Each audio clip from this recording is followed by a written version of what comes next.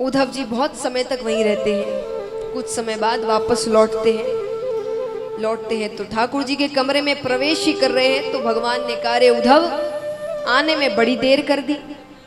उद्धव जी कहते हैं, कृपालु, दयालु, ये सारे मनगढ़ंत नाम हैं आपके, सब आपने खुद ने रखे हैं।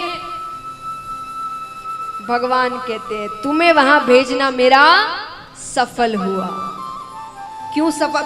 इतनी सी बात से कैसे भगवान समझ गए?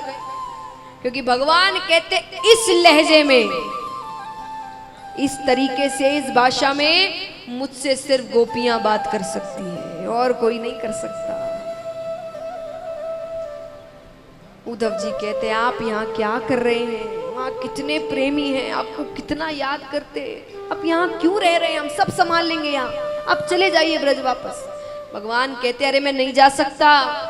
कंस के ससुर जरासंध, वो कंस की मृत्यु का बदला लेने के लिए बार बार आक्रमण करता है। मथुरा में बड़े बड़े महल है, सैनिक है, हथियार है, सब कुछ है, तो वो हार कर चला जाता है। पर वृंदावन में कुछ भी नहीं है ये सब। अरे वृंदावन में एक बार वो आक्रमण करेगा और पूरी ब्रज भूमि खत्म हो जाएगी। तो ठीक है, हमेशा के लिए नहीं जा सकते, कभी कभी मिलने चले जाया करिए। बोले वो भी नहीं कर सकता, क्योंकि अगर जरासंध को भनक भी लग गई कि मेरी प्रीति है वृंदावन में, मैं वहां के लोगों से प्रेम करता हूं, तो मुझे मानसिक पीड़ा पहुंचाने के लिए वो वहां के लोगों को परेशान करेगा। तो बोले फिर अंत में एक ही रास्ता बचता है, उन सबको यहां ले आए। भगवान कहते वो और गलत है। क्यों गलत है? बोले क्योंकि वहां मैं एक ग्वाला था, यहां मैं एक राजा हूं। वहां मेरे पास खेल कूद करने के अलावा और कुछ नहीं था। अरे मैंने इतने दैत्यों को मारा, पर ब्रजवासियों को एक को नहीं पता आज तक कि मैंने मारा है। सबको लगता है कि भाई, सब बार बार क्या कहते थे, अरे बाबा बाबा, लाला को भगवान ने बचा लिया। उनको क्या पता कि उनके बीच में रहने वाला ही भगवान है, उनको कुछ नहीं पता। पर यहां आएंगे वो, तो वो सब समझ जाएंगे। यहाँ मुझे बहुत से कार्य करने पड़ते हैं, राजा बनना आसान नहीं है, मुझे राजनीति करनी पड़ती है।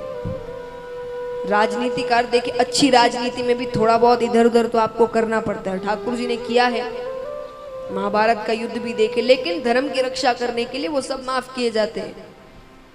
लेकिन भगवान कहते हैं कि ये रूप उन्होंने देख लिया तो उन्हें बड़ा दुख पहुंचेगा कि कृष्ण कैसा था, भोला भाला सीधा सा ग्वाला, यहाँ कैसा हो गया है, कैसे कार्य कर रहा है। युद्ध करते हैं, लोगों को मारना भी पड़ता है, कुछ नहीं देख पाएंगे वो ये सब। पर तुम चिंता मत करो, मैं हर वक्त उनके पास रहता हूं। अरे तुम्हें क्या लगता है, वो गोपियां रोते रोते जब मूर्छा को प्राप्त होती है बीच रास्ते में, उन्हें कौन उठाकर उनके घर वापस पहुंचाता है? मैं पहुंचाता हूं।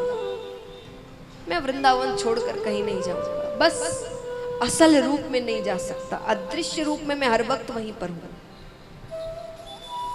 इस प्रकार इस पूरे प्रसंग को हम कहते हैं, जो श्रीमद् भागवत का हृदय है, गोपी उद्धव संवाद। कि गोपियों ने इतने बड़े ज्ञानी उद्धव जी को प्रेम तत्व का ज्ञान करवाया कि प्रेम से ऊपर कुछ भी नहीं है। आइए अब चलते हैं उस कथा की ओर। आज का विशेष आकर्षण विदर्भ देश के राजा भीष्मक, उनके बड़े पुत्र का नाम था रुक्मी और पुत्री का नाम था रुक्मणी। रुक्मणी जी विवाह योग्य होती है। जब से उन्होंने प्रेम तत्व को समझा था, उन्होंने श्री कृष्ण को अपना पति माना था। अपने पिता से जाकर कहती है कि मुझे कृष्ण अच्छे लगते हैं। पिता भी बड़े प्रसन्न होते हैं। भाई से कहा कि भाई रुक्मणी को कृष्ण पसंद है। भाई ने कहा, पिताजी आपका दिमाग खराब हो गया है क्या? हम इतने बड़े राजा हैं, क्षत्रिय हैं, राजघराना है, इतने बड़े बड़े राजाओं से हमारा मिलना है, इतने रिश्ते आ रहे रुक्मणी के लिए, और आपको कौन रिश्ता दिखता है? ग्वाला, एक ग्वाले से आप ब्याहेंगे अपनी बेटी को? मेरा मित्र शिशुपाल है, बहुत बड़ा राजा है, बड़े बड़े राजाओं के साथ उसकी पहचान है। रुक्मणी का विवाह शिशुपाल के साथ होगा। मेरी एक ही बहन है, उसका विवाह मैं अपने मन मुताबिक करूंगी। बच्चे बड़े हो जाए, माता पिता की नहीं चलती, कुछ ना कर पाए पिताजी, पर रुक्मणी जी ने, उनके घर एक ब्राह्मण आया करते थे, तो उनको एक पत्र दिया कि जाकर कृष्ण को दे देना। उस पत्र में लिखा कि मुझे आपसे विवाह करना है, मैंने जब से होश संभाला है आपको पति माना है, अगर आप, या तो आप विवाह करने आइए, वरना किसी और से विवाह मैं नहीं करूंगी, और अगर आप नहीं आते और मेरे साथ जबरदस्ती करी गई किसी और से विवाह करने के लिए, तो इस प्राण को त्यागने के अलावा मेरे पास और कोई रास्ता नहीं है। ये पत्र लेकर ब्राह्मण ठाकुर जी के पास जाते। देखिए यहाँ जितने युवा बैठे हैं, खास करके इस पत्र से, इस लेटर से कोई आइडिया ना लगाएं। सभी से निवेदन है कि रुक्मणी जी ने कहा मेरे मन मुताबिक नहीं किया तो आप ज्यादा आइडिया ना लगाएं। उनके पीछे कारण है। देखिए मैं हमेशा कहती हूं, प्रश्न मन में आना गलत नहीं है, पर प्रश्न का उत्तर जानो। हम उत्तर जाने बिना भगवान पर उंगली उठा देते हैं। अब यहाँ पर सब कई मैंने देखे युवक युवतियों को कि जो माता पिता को नहीं बताते या अपमान करके चले जाते हैं और उसका जवाब देते। भगवान ने भी तो किया था, रुक्मणी जी ने भी तो ऐसा कहा था, ऐसा किया था। कारण होता है हर किसी के पीछे, वो कारण को जानो, और अगर वो कारण पे आपकी व्यवस्था बैठती है, परिस्थिति बैठती है तो करो। कारण क्या था? रुक्मणी जी किसका रूप है? किसका अवतार है रुक्मणी जी? हाँ, लक्ष्मी जी। श्री कृष्ण किसका रूप है? विष्णु भगवान। लक्ष्मी जी और विष्णु भगवान पहले से पति पत्नी है। सीता माता किसका रूप है? लक्ष्मी जी। राम जी किसका रूप है? उन्होंने हर युग में, हर अवतार में अपनी पत्नी से ही शादी करी है। तो जब इस अवतार में थोड़ी बातें इधर उधर हो रही थी, तो रुक्मणी जी ने एक तरह की वार्निंग दी है, यानी चेतावनी। रुक्मणी जी ने कहा आपकी लीला आपकी तरफ, जो करना है करते रहो, शादी मुझसे ही होगी। इस लीला में शादी किसी और से नहीं हो सकती, यानी शादी एक मर्यादा है महाराज। ऐसा थोड़ी इस युग में इससे कर लिए, उस युग में इससे कर लिए। तो रुक्मणी जी ने कहा, तो वो एक तरीके से भगवान को थोड़ी चेतावनी दे रही है कि पत्नी अपनी जगह होती है, कुछ भी कर लो।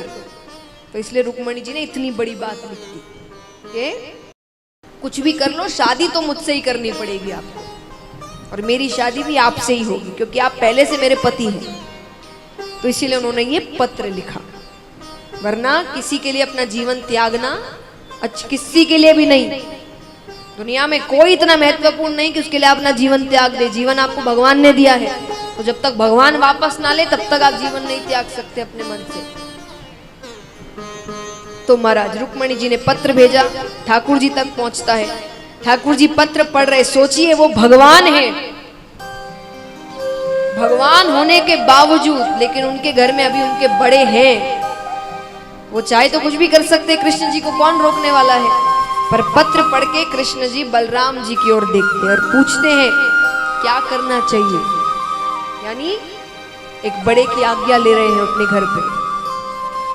बड़े की आज्ञा इसलिए जरूरी होती है, उनका आशीर्वाद जरूरी होता है। कोई भी कार्य आप करते हैं उनको दुखी करके करेंगे, कुछ नहीं होना जाता, आप भी सुखी नहीं रहेंगे। ये जानते हुए मेरे माता पिता दुखी है, रो रहे हैं, तो दोनों एक दूसरे के सुख को समझे, माता पिता भी समझे। दोनों एक दूसरे से प्यार करते हो ना, कि संसार समाज से प्यार करते, तो दोनों को एक दूसरे की खुशी देखनी है। तो यहाँ पर भगवान ने बलराम जी से पूछा क्या करना चाहिए। बलराम जी कहते कर लो शादी। अरे अभी तो पत्र आ रहे हैं, फिर कुछ समय बाद ये भी बंद हो जाएंगे। तब भगवान ने स्वीकृति पत्र भेजा और कहा कि आप जब तुलसी माता के पूजन के लिए आएंगे, गौरा मैया के पूजन के लिए आएंगे, तब मैं आपको वहां से लेकर चला जाऊंगा। तो आप चिंता मत करिए, आपका विवाह मुझसे ही होगा। आइए दर्शन करते हैं। रुक्मणी जी पार्वती माता, तुलसी माता के पूजन के लिए आ रही है। जय श्री कृष्ण। कुछ ही समय पश्चात भगवान श्री कृष्ण और माता रुक्मणी का विवाह होगा। तो जिन भक्तों को कन्यादान स्वरूप भेंट देनी हो, इस भजन में झोलियां चलेगी। आप अपने स्थान पर बैठकर वो भेंट झोलियों में डाल दें। जय श्री कृष्ण।